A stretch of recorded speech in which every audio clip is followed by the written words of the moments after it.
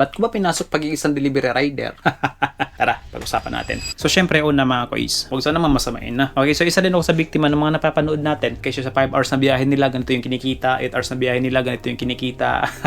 Mga napopost sa Facebook ng kita. Nakakainganyo din naman kasi talaga. Pero kung tutusin, 2 to 3 years ago, di ako sure sa ngayon kasi talagang hindi ko na siya kinikita Okay, talagang kinikita siya yung mga ganong kagandang kitaan sa pagiging isang delivery rider. Okay, so syempre, 2 times, 3 times, 4 times pa nga minsan yung kinikita. Kumpara mo sa minimum wage ngayon sa Pilipinas. So, laking pagkakaiba. Noon.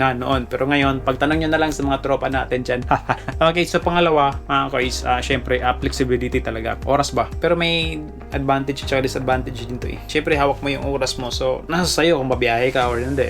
Yung nga lang, pagka hindi ka babiyahe, alam na. Kung gusto mong bumiyahe, kuha ka lang ng schedule. Kung gusto mong bumiyahe, on ka lang ng apps. Makakabiyahe ka na, kikita ka na. Pagka tinamad ka, anytime, pwede ka na rin umuwi. So, ganun, ka-flexible yung ganitong klaseng trabaho. Kumpara mo sa mga company, gising na madaling araw, biyahe, dating ng company, time in. So, may mga company pa na pagkadating na ng break time, time out. Pagtapos ng break time in, swipe out, swipe in. Ilang beses ka mag-swipe in, swipe out sa isang araw. Pero may mga company din naman na pagpasok mo, time in, tapos break time, wala na. Pagka labas mo, saka na mag-time out din. So, baga may tiwala sila sa empleyado nila. Disadvantage nga lang talaga mga guys pagka sa ganitong klaseng trabaho na pagka halimbawa, tinamad ka, kahit na wala kang pera, o konti lang yung pera mo. Minsan, di ako bumabiyahe pagka tinamad daw. So, yun yung disadvantage din sa ganitong klaseng trabaho. Hindi siya pwede sa mga kagaya ko. Maganda siya sa mga masisipag talaga. Unlike pagka halimbawa nasa company ka tapos tinamad ka, wala kailangan mo talaga pumasok. Pagka hindi ka papasok, ang daming hihingin sa'yo. Siyempre, awol yun So, magpapile ka ng leave. O di kaya, kunyari, pa-check up ka, kunyari may sakit. Ang daming kailangan gawin. Pagpasok mo, ang daming kailangan asikasuhin, ang daming kailangan fill upan. So, hassle. Kaya, ang gagawin mo, kahit tinatamad ka, pasok ka na lang. Yun yung advantage pagka halimbawa nasa company ka.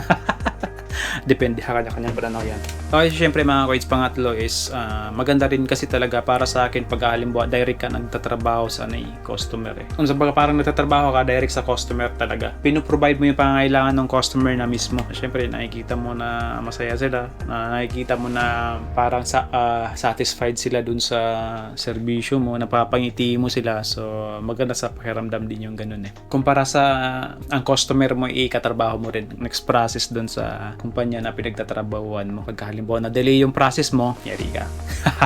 Okay, sa pang-apat mga kois, syempre sa mga companies, nagugustuhan mo lang yung trabaho, ilang buwan, ganun. Simula nag-umpisa ka, 3 to 6 months, ganun, 1 year.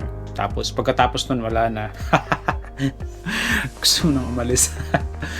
So, ganun. Pero sa last ko na company na pinagtatrabahoan, talagang nagustuhan ko yung trabaho 4 years ako mahigit doon. Talagang gusto ko yung trabaho. Iba yung dahilan kung bakit ako umalis.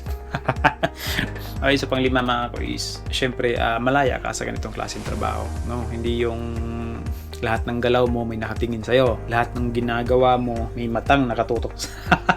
Kunti pagkakamali mo, diba? So, mahirap yung ganun. Unlike sa ganitong klaseng trabaho, nagka-problema ka man ng konti, madali lang gawa ng paraan. Nagka-problema ka man sa order mo, madali lang gawa ng solusyon. Kung sa baga wala kang kompetensya, sa company, binibigyan ka ng required na output. Dito kasi, wala Bahala ka sa buhay mo. Parang ganun. Malaya ka mga guys. Yun nga lang, kung sa baga parang field work ka talaga, nasa labas ka. Bilad ka talaga sa araw. Pero kung halimbawa, gusto mo mag-night shift, pwede ka rin bumiyahe sa gabi. Yun yung tinatawag nilang graveyard. Flexible nga, di ba? Kahit anong oras, pwede kang bumiyahe, pwede kang mag 24 hours sa'yo kung gusto mo. Kayo, anong dahilan nyo? Ba't nyo pinasok yung ganitong klaseng trabaho? Comment down below mga kois. Till next time. Peace out.